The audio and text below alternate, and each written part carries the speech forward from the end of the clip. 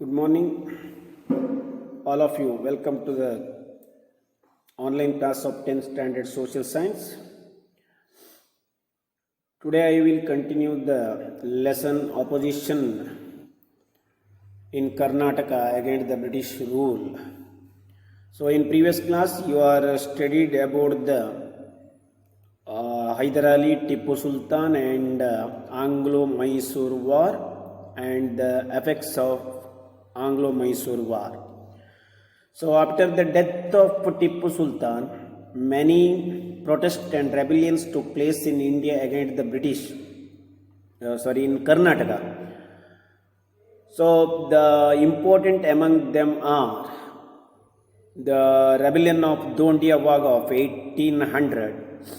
So remember this one. The many rebellions and protests against the British took place in Karnataka after the death of Tipu Sultan. These were armed rebellions and took place during the first part of 19th century. Among them, the rebellion led by Dondia Wag is an important rebellion. ನಿಮಗೆ ಗೊತ್ತಿರಲಿ, ಇವೆಲ್ಲವೂ ಶಸ್ತ್ರಾಸ್ತ್ರ ಹೋರಾಟ ಅಂದರೆ ಏಕಾಂಗಿಯಾಗಿ ಅಥವಾ ಗುಂಪಿನಿಂದ ಬ್ರಿಟಿಷರ ವಿರುದ್ಧ ಶಸ್ತ್ರವನ್ನು ಹಿಡಿದು ಹೋರಾಟ ಮಾಡಿದ ರೀತಿ ಕರ್ನಾಟಕದಲ್ಲಿ. ಅದರಲ್ಲಿ ಪ್ರಮುಖರಾದವರು ದೋಂಡಿಯ ವಾ ಅವರ ಶಸ್ತ್ರಾಸ್ತ್ರ ಹೋರಾಟ. Dondia was born in a Maratha family in Channagiri. He was called as the Wag. Wag means the tiger due to his bravery. Remember all of you, Dondia, that was the name, but the Wag added to his name Wag means the tiger because of his bravery and his the brave character. He started his career as a cavalry soldier in Hyder Ali's army and grew to the position of military general. Hyder Aliಯ ಸೇನೆಯಲ್ಲಿ ಅಶ್ವದಳದ ಒಬ್ಬ ಸೈನಿಕನಾಗಿ ಅಶ್ವರೋಹಿಯಾಗಿ ಸೇರಿ ಕೊನೆಗೆ military general ಅಂದರೆ ಸೇನೆಯ ನಾಯಕನಾಗಿ ಅವ ಬೆಳೆದ. He built his own private army and fought along with the Tipu Sultan. Due to differences with the Tipu, he was imprisoned. ಟಿಪ್ಪುವಿನ ಕಾಲದಲ್ಲಿಯೂ ಅವ ಮೈಸೂರು ಸೇನೆಯಲ್ಲಿದ್ದ, ಆದರೆ ತನ್ನದೇ ಸೇನೆಯನ್ನು ಕಟ್ಟಿಕೊಂಡು ಟಿಪ್ಪುವಿನಿಂದ ಭಿನ್ನಾಭಿಪ್ರಾಯದಿಂದ ಅವ ಜೈಲನ್ನು ಸೇರಬೇಕಾಯಿತು. The British released him from the prison after the Fourth Anglo-Mysore War. That means after the death of Tipu Sultan, English released him. He built a small army and started his operation. He organized the army with the unhappy soldiers of Tipu army and the feudatory rulers who had lost power. All of you remember how did the Dondia Wag established or organized the army with the support of unhappy soldiers of Tipu's and the feudatory rulers. Feudatory means ಅಧೀನರಸರು. ಅವರು ಯಾರು ಅಧಿಕಾರ ಕಳ್ಕೊಂಡ್ರು ಅವರನ್ನು ಸೇರಿಸಿ ಇವ ತನ್ನದೇ ಆದ ಸೇನೆಯನ್ನು ಕಟ್ಟಿದ. He captured Bidanuru and Shivamogga ports and made unsuccessful attempt to capture Chitradurga port. Lord Wellesley tried to check this rebellion. So after the establishment of his army, he started his rebellion against the British. In his first attempt, he captured Bidanuru and Shivamogga port, and he made an attempt to capture Chitradurga port, but he was failed. Lord Wellesley controlled the rebellion. An attack was organized on Shivamogga, the Honnalli, Harihara and other places under the control of Dondia. Dondia lost his base. After the capture of Shikaripura, Dondia ran away towards Gotti, which was under the control of Nizam of Hyderabad. When Nizam's army attacked Gotti, Dondia had to run towards the region of Maharashtra. The Maratha army attacked him and captured most of these horses, camels and arms. In spite of this, he continued his war phase. ನಿಮ್ಗೆ ಅರ್ಥ ಆಗಿರಬೇಕು, ಶಿವಮೊಗ್ಗದ ಮೇಲೆ ದಾಳಿ ಮಾಡಿ ಹೊನ್ನಳ್ಳಿ, ಹರಿಹರ ಮತ್ತು ಇತರ ಪ್ಲೇಸ್ಗಳ ಮೇಲೆ ತನ್ನ ನಿಯಂತ್ರಣ ಹೊಂದಿದ್ದ. ಆದರೆ ದೋಂಡಿಯ ತನ್ನ ಬೇಸನ್ನು ಅಡಿಪಾಯವನ್ನೇ ಕಳ್ಕೊಂಡಿದ್ದ ಅಥವಾ ನೆಲೆಯನ್ನು ಕಳ್ಕೊಂಡಿದ್ದ. ಹೇಗಂತ ಹೇಳಿದರೆ after the capture of Shikaripura, Dondia ran away towards Gatti. ಅಲ್ಲಿಗೆ ಗಟ್ಟಿ ಎನ್ನುವುದು ನಿಜಾಮನ ಅಧೀನದಲ್ಲಿದ್ದದ್ದು. ಅಲ್ಲಿ ಹೋಗಿ ಆಶ್ರಯ ಪಡೆದ. ಅದರ ಮೇಲೆ ನಿಜಾಮನ ಆರ್ಮಿ ಅಟ್ಯಾಕ್ ಮಾಡಿತ್ತು. ಅಲ್ಲಿಂದ ಅವ ಮಹಾರಾಷ್ಟ್ರದ ಕಡೆಗೆ ಪಲಾಯನ ಮಾಡಿದ. ಅಲ್ಲಿಯೂ ಮರಾಠ ಆರ್ಮಿ ಅವನನ್ನು ಹಿಡಿಯಲು ಯತ್ನಿಸಿತು. ಅದರಿಂದ ತನ್ನ ಕುದುರೆಗಳನ್ನು, ಆನೆಗಳನ್ನು ಮತ್ತು ಶಸ್ತ್ರವನ್ನು ಕಳ್ಕೊಳ್ಬೇಕಾಯಿತು. ಇಂಥ ಸಮಯದಲ್ಲಿ ಅವನು ತನ್ನ ಹೋರಾಟವನ್ನು ಮುಂದುವರಿಸಿದ. Many unhappy the palegars encourage Dhondia Wagh. The French at the Maye of Malabar also extended their support to him. The British army followed him the vast area that included Harihara, Chitradurga, Shikaripura, Savanuru, Ranibennuru, Kitturu and Londa. ಇದಕ್ಕೆ ಅನೇಕರು ಇವನ ಹೋರಾಟಕ್ಕೆ support ಮಾಡಿದರು. ಅದರಲ್ಲಿ ಅತೃಪ್ತ ಪಾಳೆಯಗಾರರು, ಫ್ರೆಂಚರು ಸಮೇತ ಅವನಿಗೆ support ಮಾಡಿದರು. ಆದರೆ ಬ್ರಿಟಿಷರು ಅವನನ್ನು ಎಲ್ಲಿಯೂ ನೆಲೆಗೊಳ್ಳಲಿಕ್ಕೆ ಬಿಡಲಿಲ್ಲ. ಒಂದಾದ ಮೇಲೆ ಒಂದು ಸ್ಥಳವನ್ನು ಅವನಿಂದ ಕಸಿದುಕೊಳ್ತಾ ಹೋದರು. The British who at the Mahe at Malabar also extended their support to him. So once again repeated, the British who, one minute. Many unhappy Palagas encouraged Dondia Wad. The French at the Maye of Malabar also extended their support to him. The British army followed him the vast area that included Harihara, Chitradurga, Shikaripura, Savanuru, Ranibennuru, Kittur and Londa. The British took over the Shirahatti, killed many followers of Dondia Wad. ಅವ್ರು ಏನು ಮಾಡಿದ್ರು ಅಂದರೆ ಅವನ ಅನೇಕ ಬೆಂಬಲಿಗರನ್ನು ಶಿರಹಟ್ಟಿಯಲ್ಲಿ ಕೊಂದಾಕಿದರು. Shirahatti killed many followers of Dhondia Wagh. So end of Dhondia Wagh the effort. Lord Wellesley decided to end the adventures of Dondia Wag. The British requested the help of local rulers. Dondia had recaptured Shikaripura port and he was scattered by the British army again. All of you remember, for one mark, the Lord Wellesley, he defeated the Dondia Wag. So he took the help of the local leaders against Dondia Wag. Dondia had recaptured Shikaripura port and he was scattered by the British army. Once again, the British tried to defeat the army of Dondia, which used to move in the area between the Tungabhadra and Malaprabha. They attacked him from all the directions. He was followed by them when he left Raichur. When he was caught in between Maratha army and Nizama army, the British attacked him near the Yelaparavi and killed him at Konagal. With the death of their leader, the followers of Dondia scattered. The British captured a large cache of arms and ammunition of Dondia Wag. Thus, the end of the era of Dondia Wag. So ಇಲ್ಲಿ ನೀವು ಒಂದು ಅರ್ಥ ಮಾಡ್ಕೊಳ್ಬೇಕು. ಒಬ್ಬಂಟಿಗನಾಗಿ ಸೇನೆಯನ್ನು ಸಂಘಟಿಸಿ ಬ್ರಿಟಿಷರ ವಿರುದ್ಧ ಅನೇಕ ರೀತಿಯ ಹೋರಾಟ ಮಾಡಿದ. ಆದರೆ ಬ್ರಿಟಿಷರು ನಿಜಾಮ ಮತ್ತು ಮರಾಠರ ಸಹಾಯದಿಂದ ದೋಂಡಿಯಾ ವಾಗನನ್ನು ಫಾಲೋ ಮಾಡಿ ಅವನನ್ನು ಕಳೆದುಕೊಳ್ಳುವಂತೆ ಮಾಡಿ ಅವನೆಲ್ಲ ಪ್ರದೇಶಗಳನ್ನು ವಶಪಡಿಸಿಕೊಂಡು ಕೊನೆಗೆ ಅವನನ್ನು ಮರಾಠ ಮತ್ತು ನಿಜಾಮರ ಸಹಾಯದಿಂದ ಕೊಂದಾಕಿದರು. ಅಲ್ಲಿಗೆ ದೋಂಡಿಯಾ ವಾಗನ ಹೋರಾಟ ಬ್ರಿಟಿಷರ ವಿರುದ್ಧ ಮುಗಿಯಿತು. The another important chapter in this lesson, that is the rebellion of Kittur, and also it is called the rebellion of Channammaji and her the commander Sangolli Rayanna. So it is very important question for examination. Explain the rebellion of Kittur, you will ask. So here remember the 3-mark question. The British brought in many changes in the administration after defeating the Marathas, Tippu and Hyder Ali. Denying the right of adopted children over the throne was one of such routes. The rebellion led by Channamma, the Queen of Kittur, opposing the law is prominent one. So the one question will arise to you. Why did Kittur Channamma raise a revolt against the British? Because on the issue of the doctrine of lapse, ದತ್ತು ಮಕ್ಕಳಿಗೆ ಹಕ್ಕಿಲ್ಲ ಎನ್ನುವ ನೀತಿಯ ವಿರುದ್ಧ ಕಿತ್ತೂರಿನ ಚೆನ್ನಮ್ಮ ಬ್ರಿಟಿಷರ ವಿರುದ್ಧ ದಂಗೆ ಆರಂಭಿಸಿದಳು.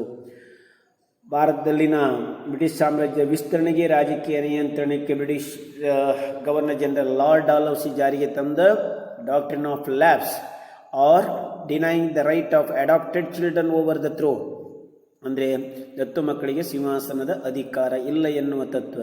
ಅದನ್ನು ವಿರೋಧಿಸಿ ಚೆನ್ನಮ್ಮ ಏನು ಮಾಡಿದ್ಲು, ದಂಗೆಯನ್ನು ಆರಂಭಿಸಿದ್ಲು. ಯಾಕಂದರೆ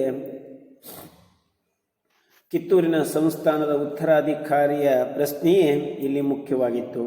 Kittur lies between the Dharwad and Belgaum. After the death of her Mallasarja, Chennamma the queen of Mallasarja took active interest in administrative matters.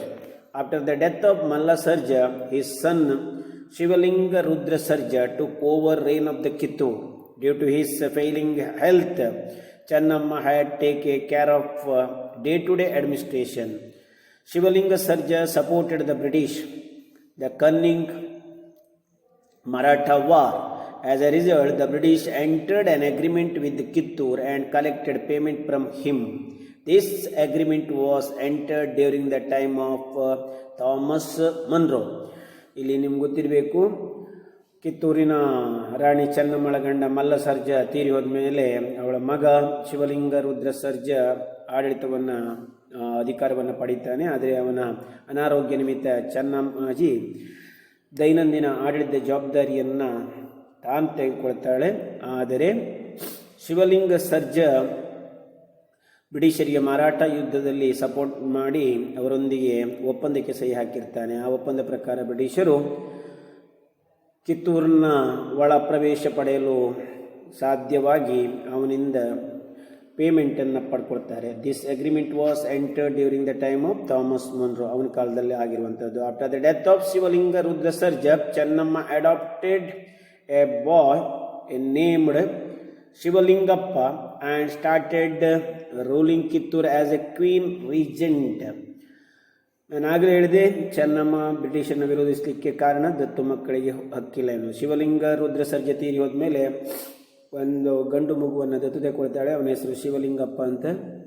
But this policy of Chennammaji was opposed by the British East India Company. Kittur as a queen regent. Then Thackeray was the collector and political agent of the British in Dharwad. He sent report to the governor of Bombay and attempted to take over Kittur kingdom under the doctrine of lapse policy. ಇಲ್ಲಿ ಕಿತ್ತೂರಿನ ಚೆನ್ನಮ್ಮನನ್ನು ವಿರೋಧಿಸಿದ British ವ್ಯಕ್ತಿ ಅಂದರೆ Thackeray. He was the collector and also political agent of the British East India Company in Dharwad. ಕಿತ್ತೂರಿನ ಬಗ್ಗೆ ಬೊಂಬೈ ರೆಸಿಡೆನ್ಸಿಗೆ ಒಂದು report ಕಳಿಸಿ, ಆ report ಆಧಾರದ ಮೇಲೆ ಹಾಗೂ ಕಿತ್ತೂರಿನಲ್ಲಿ ದತ್ತು ಮಗುವನ್ನು ಸ್ವೀಕರಿಸಿದಿಂದ ಅದನ್ನು ನೀತಿಯ ಪ್ರಕಾರ ಕಿತ್ತೂರನ್ನು ಬ್ರಿಟಿಷ್ ಸಾಮ್ರಾಜ್ಯಕ್ಕೆ ಸೇರಿಸಬೇಕು ಅಂತ ಅವನು ಲೆಟರ್ ಬರೀತಾನೆ, ರಿಪೋರ್ಟ್ ಮಾಡ್ತಾನೆ. He attempt to take over the treasury and port under his control. Chennamma considered war as inevitable. ಅದರಂತೆ ಥ್ಯಾಕ್ರೆ ಕಿತ್ತೂರಿನ ಮೇಲೆ ದಾಳಿ ಮಾಡಿ ಅಲ್ಲಿನ ಟ್ರೆಸರಿ ಅಂದರೆ ಖಜಾನೆ ಮತ್ತು ಆ ಕೋಟೆಯನ್ನು ತನ್ನ ನಿಯಂತ್ರಣಕ್ಕೆ ತರಲು ಪ್ರಯತ್ನಿಸಿದಾಗ ಚೆನ್ನಮ್ಮ ಯುದ್ಧವೇ ಅನಿವಾರ್ಯ ಅಂತ ನಂಬಿ ಅವನನ್ನು ಎದುರಿಸಲು ಮುಂದಾಗ್ತಾಳೆ. She prepared for the war. Meanwhile the British also prepared themselves for the war. In the battle Thackeray was shot dead. Many British were taken as the prisoners of war. This was the first success of Kitturu Channamma against the British Army. ಥ್ಯಾಕ್ರೆಯನ್ನು ಕೊಂದು ಅನೇಕ British ಸೈನಿಕರನ್ನು ಸೆರೆ ಹಿಡಿತಾಳೆ. So this was the main reason for the rise of enmity between Kitturu and British East India Company. The British attacked Kittur again under the leadership of Colonel Decon. The army fought the battle bravely. Channamma attempted to flee from the battlefield, but she was captured by the British army. ಎರಡನೇ ಸಲ kernel ಡೆಕಾಮ್ ಎನ್ನುವ ನೇತೃತ್ವದಲ್ಲಿ ಕಿತ್ತೂರು ಮೇಲೆ ದಾಳಿ ಮಾಡಿದ್ದು British ಸೇನೆ. ಇದರಲ್ಲಿ ಚೆನ್ನಮ್ಮ ಯುದ್ಧ ಭೂಮಿಯಿಂದ ಪಲಾಯನಗೊಳ್ಳಲು ಪ್ರಯತ್ನಿಸಿದಾಗ ಬ್ರಿಟಿಷ್ ಸೇನೆ ಅವಳನ್ನು ಸೆರೆ ಹಿಡಿತು. Chennamma and others were imprisoned in Bailongala port. Queen Channamma passed away in the prison. ಅಲ್ಲಿ ತನ್ನ ಕೊನೆಯ ಉಸಿರನ್ನು ಎಳೆದಳು ಜೈಲಲ್ಲಿಯೇ. ಅದರ ಮಧ್ಯದಲ್ಲಿ ಅನೇಕ ಬೆಳವಣಿಗೆಗಳು ನಡೀತವೆ. ಚೆನ್ನಮ್ಮಾಜಿಯ ನಂಬಿಗಸ್ತ ಬಂಟ ಸಂಗೊಳ್ಳಿ ರಾಯಣ್ಣ ಬ್ರಿಟಿಷರ ವಿರುದ್ಧ ಕಿತ್ತೂರನ್ನು ಉಳಿಸಲಿಕ್ಕೆ ತುಂಬ ಪ್ರಯತ್ನ ಮಾಡಿ ಚೆನ್ನಮ್ಮ ಜೈಲನ್ನು ಸೇರಿದ ಮೇಲೆ ಕಿತ್ತೂರು ಸೇನೆಯ ನಾಯಕತ್ವವನ್ನು ವಹಿಸಿ ಕಿತ್ತೂರನ್ನು ಬ್ರಿಟಿಷರಿಂದ ಮುಕ್ತಗೊಳಿಸಲು ತುಂಬ ಪ್ರಯತ್ನ ಮಾಡ್ತಾನೆ. ಆದರೆ ಕುತಂತ್ರದಿಂದ ಇಲ್ಲಿಯೂ ಸಹ ನಂಬಿಗಸ್ತರಿಂದಲೇ ಅನ್ಯಾಯಕ್ಕೆ ಒಳಗಾಗಿ ಬ್ರಿಟಿಷರಿಗೆ ಸೆರೆ ಸಿಕ್ಕು ತನ್ನ ಪ್ರಾಣವನ್ನು ಸಹ ಅರ್ಪಿಸುತ್ತಾನೆ ಬ್ರಿಟಿಷರಿಗೆ. ಸೊ ದೇಶಭಕ್ತ ಸಂಗೊಳ್ಳಿ ರಾಯಣ್ಣನ ಸಾಧನೆ ಅಥವಾ the achievement of Sangolli Rayanna in Kittur kingdom. The name of Sangolli Rayana has remained famous along with the name of Rani Chennamma. Rayana was a brave soldier. He fought for the independence of Kittur and felt it was his duty to liberate his motherland. All of you remember, I have to write this first point as introduction about Sangolli Rayana. Explain the bravery of Sangolli Rayana. Explain the revolt of Sangolli Rayana against the British, or how did the fight against the British by Sangolli Rayana to liberate the Kitturu kingdom. You have to write all of these. He fought for the independence of Kittur and felt it was his duty to liberate his motherland. He fought against the British and was imprisoned along with her. He was later released by the British. ಇವನು ಸೆರೆ ಸಿಕ್ಕು ಕೊನೆಗೆ ಬ್ರಿಟಿಷರಿಂದ ಜೈಲಿನಿಂದ ಬಿಡುಗಡೆಗೊಂಡಿದ್ದ. There are many oral histories about Rayanna ಬಗ್ಗೆ ಅನೇಕ ಕಥೆಗಳು ಅಥವಾ ಇತಿಹಾಸವಿದೆ. He developed a sense of nationalism and went on organize an army. Rayanna ದೇಶಭಕ್ತನಾಗಿದ್ದ.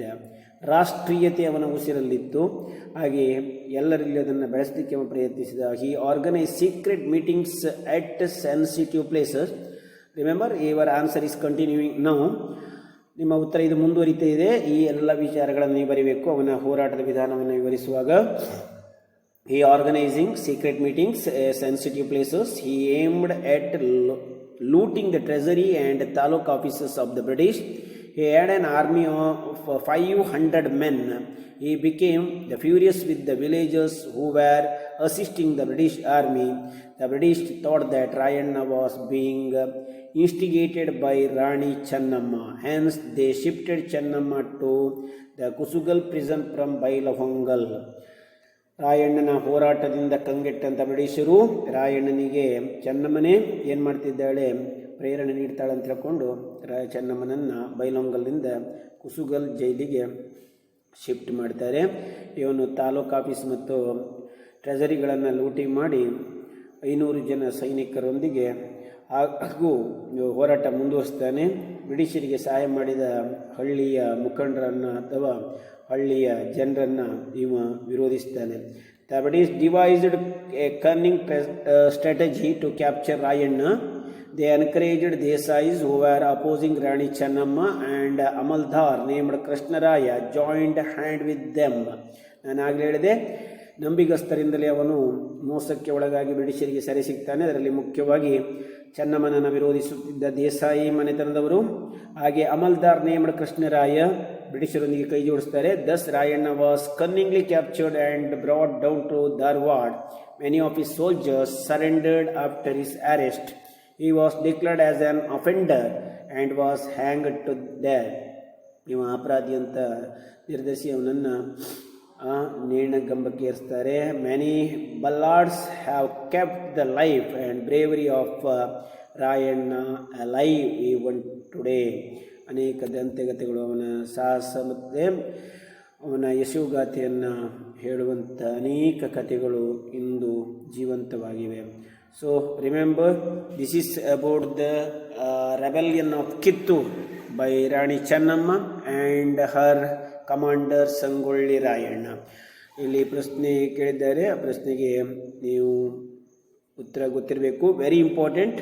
Either about Rani Chennamma or Sangolli Rayana. It is very important question. The next, the rebellion of Amarasuಳ್ಯ. Just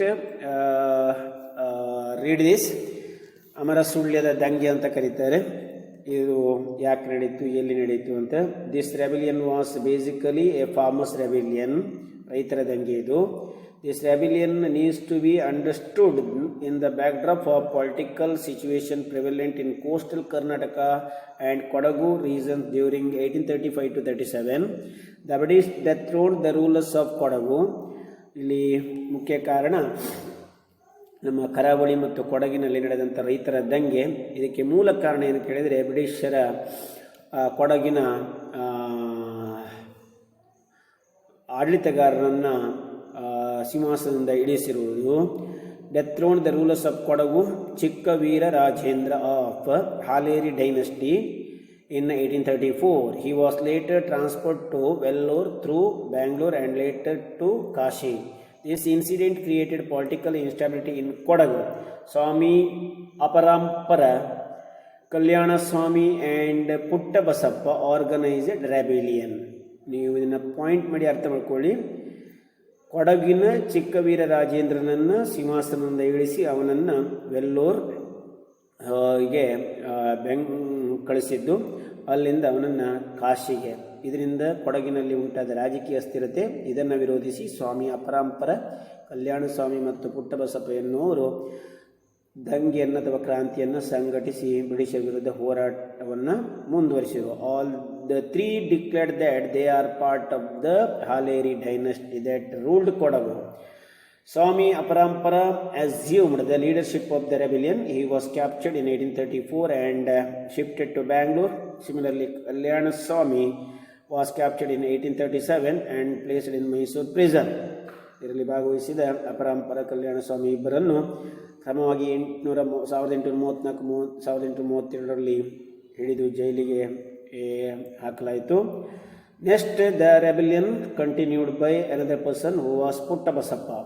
Your question is very important on Puttabasappa. Will ask in examination. So Puttabasappa ಕೊಡಗಿನ ವಿಮೋಚನೆಗೊಳಿಸಲಿಕ್ಕೆ ಮಾಡಿದ ಹೋರಾಟವನ್ನು ವಿವರಿಸಿ ಅಂತ. The people of lower Kodagu continued the rebellion after the capture of Kalyana Swami. Sulya, Bellara and Puttur, the major places of Canara region, were part of Amarasulya. It is interesting to note that farmer named Puttabasappa as a Kalyana Swami. This Puttabasappa later presented himself as Swami Aparampara. This also notes that the fluid nature of the rebellion, Puttabasappa took over the leadership of the rebellion. ಗೊತ್ತಿಲ್ಲ ನಿಮಗೆ, ಕಲ್ಯಾಣ ಸ್ವಾಮಿಯ ರೀತಿ ರೈತನಾಗಿದ್ದ ಪುಟ್ಟಬಸಪ್ಪ ಈ ದಂಗೆಯನ್ನು ಕರಾವಳಿ ಕರ್ನಾಟಕದಲ್ಲಿ, ಅಂದರೆ ಅದಕ್ಕೆ ಹೊಂದಿಕೊಂಡಿರುವಂಥ ಪುತ್ತೂರು, ಬೆಳ್ಳಾರ, ಸುಳ್ಯ ಇವೆಲ್ಲ ಅಮರಸುಳ್ಯದ ಪಾರ್ಟ್ ಆಗಿದ್ದವು. ಇಲ್ಲಿ it is a interesting note that farmer named Puttabasappa as Kalyana Swami. This Puttabasappa later presented himself as Swami ಅಪರಾಂಪರ.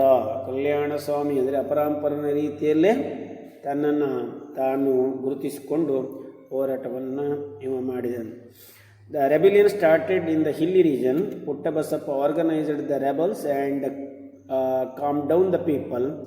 He declared the tax on tobacco and salt will be withdrawn. If the rebel government assumes power, the rich farmers, landowners and the chieftains were assured of this the move. The capture of the government office in Bellara was the first move in this rebellion. Puttabasappa killed the Amaldar, who was known for his brutality, further increased the popularity of Puttabasappa. ಅಮಲ್ದಾರ್ನನ್ನು ಕೊಂದಿದ್ದು ಪುಟ್ಟಬಸಪ್ಪನ ಕೀರ್ತಿ ಹೆಚ್ಚಾಗಲಿಕ್ಕೆ, ಪ್ರಚಾರ ಪಡೆಯಲಿಕ್ಕೆ ಕಾರಣ ಆಯಿತು. So this is the effort of Puttabasappa to liberate Kodagu from the hands of the British. ನಿಮ್ಗೆ ಗೊತ್ತಿರಲಿ ಅವ ಹೇಗೆ ಹೋರಾಟ ಮಾಡಿದಂಥ. ಅವ ತಂಬಾಕಿನ ಮೇಲಿನ ತೆರಿಗೆಯನ್ನು ಮತ್ತು ಉಪ್ಪಿನ ಮೇಲಿನ ತೆರಿಗೆಯನ್ನು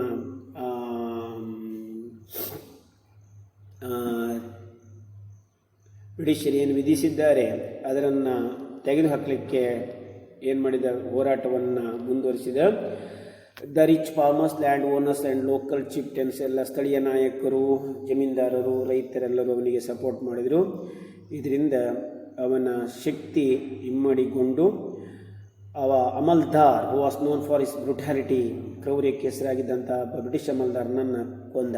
this incident gain more support for the rebellion and the rebellion became the more famous. So the farmers, the next the rebels march towards Mangalore to capture it. ಇದನ್ನೆಲ್ಲ ಬರಿಬೇಕು ನೀವು ಅವನ ಹೋರಾಟದಲ್ಲಿ. Next under the leadership of the rebel marched towards the Mangalore and captured. The British were enraged in fortifying their port in Mangalore. The rebels marched towards Mangalore through Pane, Mangaluru and Bantwala. They looted the treasury and prison of Bantwal. ಇಲ್ಲಿ ಮಂಗಳೂರು ಮೇಲೆ ದಾಳಿ ಮಾಡಿ ಪಾಣೆ, ಮಂಗಳೂರು ಮತ್ತು ಬಂಟ್ವಾಳದ ಮೂಲಕ ದಾಳಿಯನ್ನು ಸಂಘಟಿಸಿರು.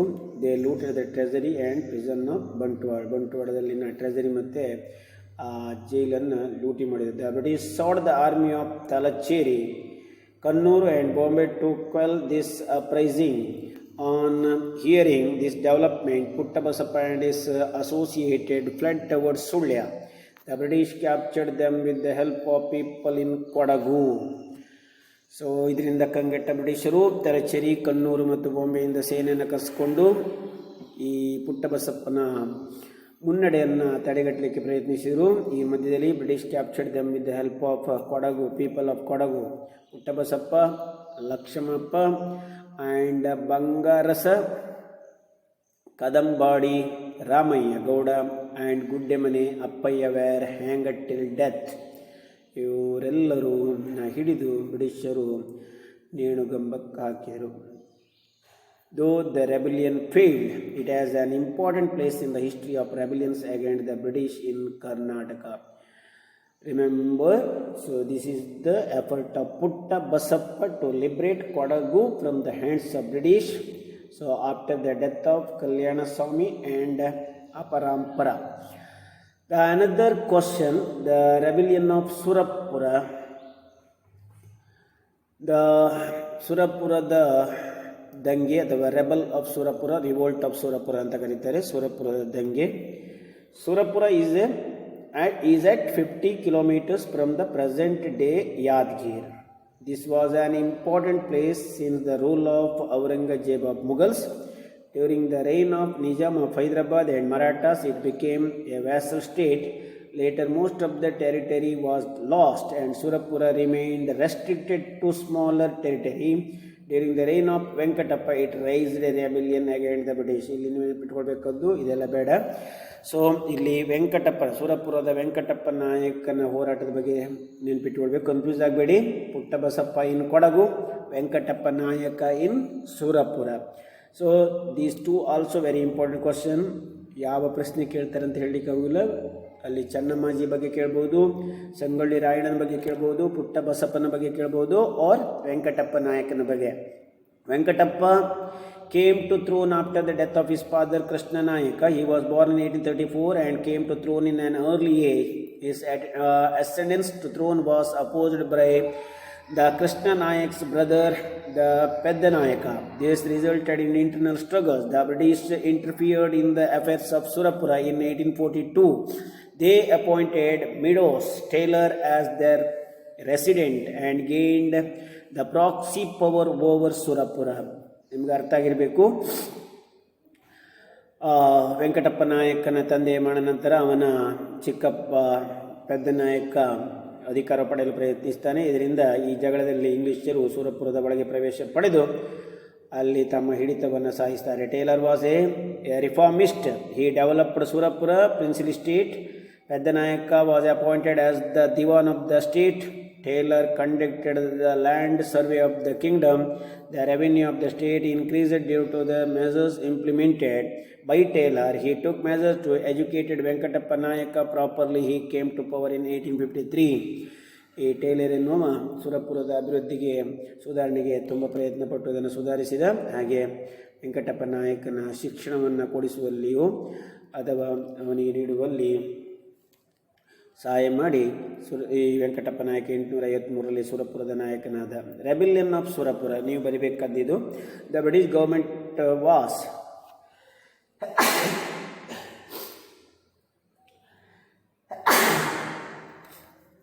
The British government was observing the various developments of Surapura in 1857.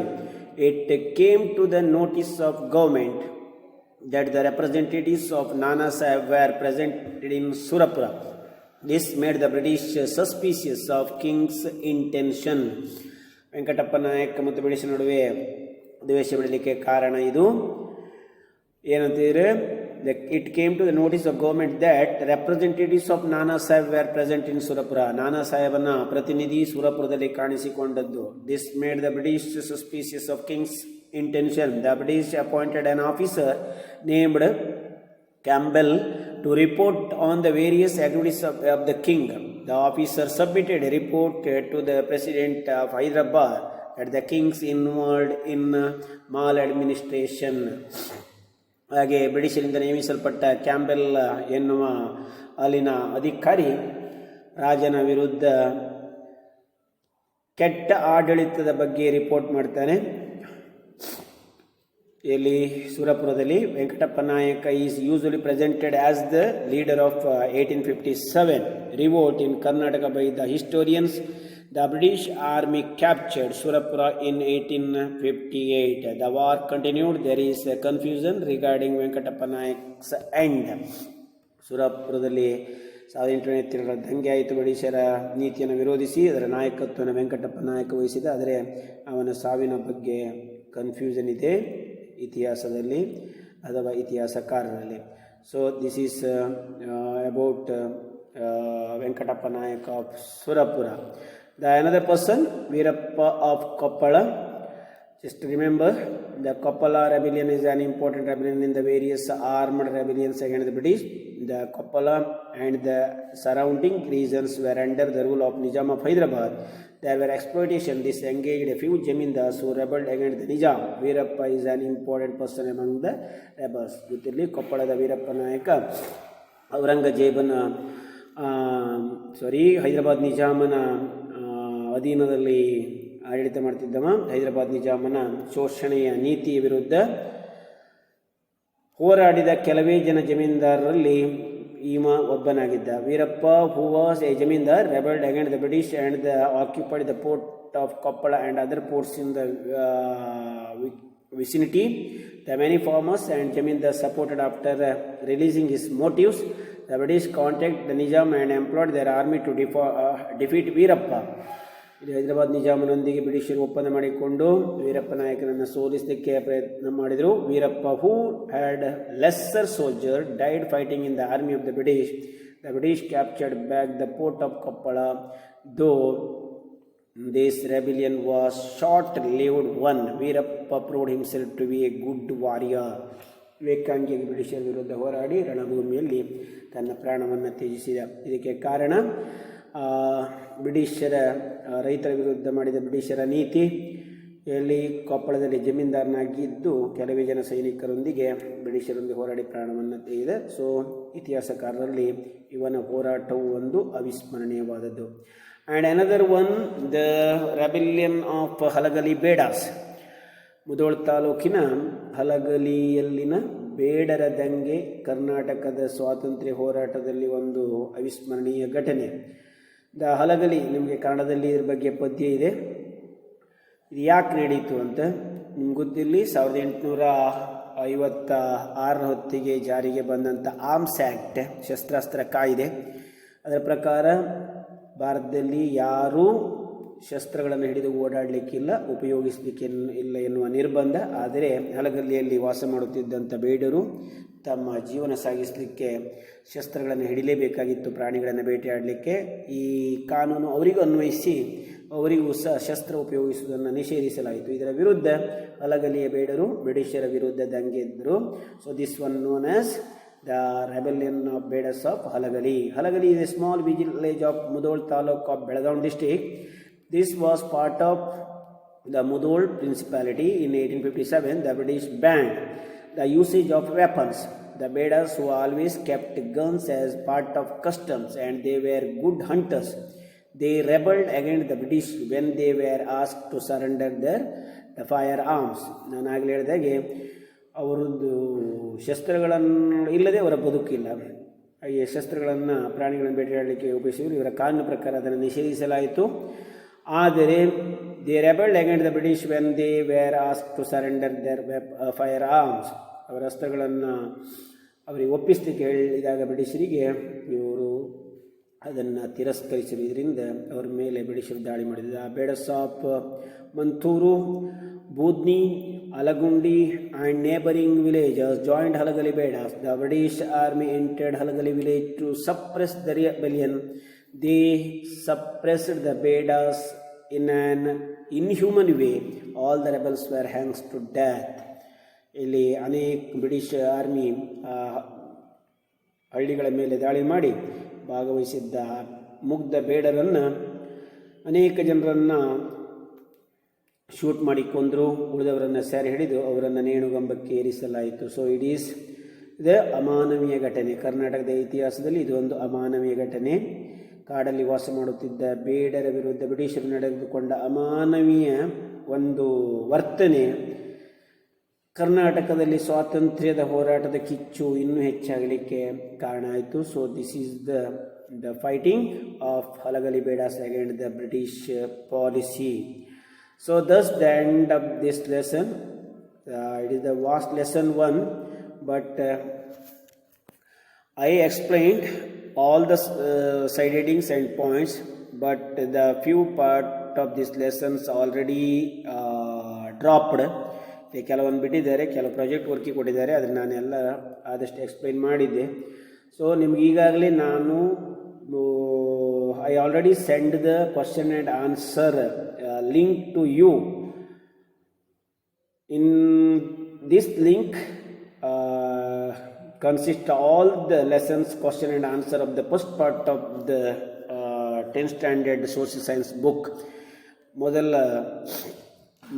First book ಏನಿದೆ ಆ ಬುಕ್ಕಿಗೆ ಸಂಬಂಧಪಟ್ಟ ಎಲ್ಲ ಪ್ರಶ್ನೆ ಉತ್ತರಗಳು ಆ ಲಿಂಕಲ್ಲಿದೆ. ನಾನು ಈಗಾಗಲೇ ನಿಮ್ಗೆ ಕಳಿಸಿದ್ದೆ, ಅದನ್ನು ಓಪನ್ ಮಾಡಿ ಪ್ರತಿ ಲೆಸನ್ನ ಪ್ರಶ್ನೆ ಉತ್ತರಗಳಿವೆ, ಅದನ್ನು ನೋಡಿ ನಿಮ್ಗೆ ಗೊತ್ತಾಗಿದ್ದ ಉತ್ತರವನ್ನು ಬರೆಯಿರಿ. ಏನಾದರೂ ಗೊಂದಲಿದ್ರೆ ನನಗೆ ಕೇಳಿ. So carefully read and listen the lesson and try to write the answer first. Suppose if you have any doubt, just read and see the question and answer of this lesson. ನೀವು ಅರ್ಥ ಆಗದಿದ್ದರೆ ನಾನು ಕಳಿಸಿದ ಲಿಂಕನ್ನು open ಮಾಡಿ ಅದಕ್ಕೆ ಆನ್ಸರನ್ನು ನೋಡಿಕೊಳ್ಳಿ. ಎಲ್ಲ ಪಾಠದ ಪ್ರಶ್ನೆಗಳಿಗೆ ಉತ್ತರ ಇದೆ. So all the questions are very important in this lesson. 1 mark question 1 is important, any one, and 3 mark question is there. ಇಲ್ಲಿ 3 or 4 ಮಾರ್ಕಿನ ಕ್ವಶನ್ಸ್ ಕೇಳ್ತಾರೆ. ನಾನು ಆಗಲೇ ಹೇಳಿದೆ, ಹೈದರಾಲಿ ಹೇಗೆ ಅಧಿಕಾರಕ್ಕೆ ಬಂದ, ಅಥವಾ ಶ್ರೀರಂಗಪಟ್ಟಣ ಟ್ರೀಟಿಯ ಮುಖ್ಯಾಂಶಗಳು, ಅಥವಾ the 4th Anglo Mysore strengthened the position of British in Mysore discuss, ಅಲ್ಲಿ ಎಫೆಕ್ಟನ್ನು ಬರಿಬೇಕು ನೀವು. And explain the method of resisting the British power by ದೋಂಡ್ಯವಾಗನ ಹೋರಾಟದ ಬಗ್ಗೆ ಬರೀಬೇಕು, ಹೇಗೆ ಹೋರಾಟ ಮಾಡಿದವ, ಹೇಗೆ ನಿಯಂತ್ರಿಸಿದಂತ. Explain the method adapted by Rayanna to fight the British, ರಾಯಣ್ಣನ ಹೋರಾಟದ ವಿಧಾನವನ್ನು ಬರೀಬೇಕು, ನಾನು ನಿಮ್ಗೆ ಹೇಳಿದ್ದೆ. ಆ್ಯಂಡ್ ಅದಾಗಿ ಚೆನ್ನಮ್ಮನ ಬಗ್ಗೆಯೂ ನಿಮ್ಗೆ ಗೊತ್ತಿರಲಿ. Explain the contribution of Puttabasappa, very important, of Kodagu in freedom struggle, ಪುಟ್ಟಬಸಪ್ಪನ ಹೋರಾಟದ ಬಗ್ಗೆ ಬರೀಬೇಕು. Discuss the Surapura rebellion in brief, Surapura ದಂಗೆಯನ್ನು ಬರೀಬೇಕು. So many important questions are there. Try and write the correct answer to all this question. So thus the end of this lesson. Thank you.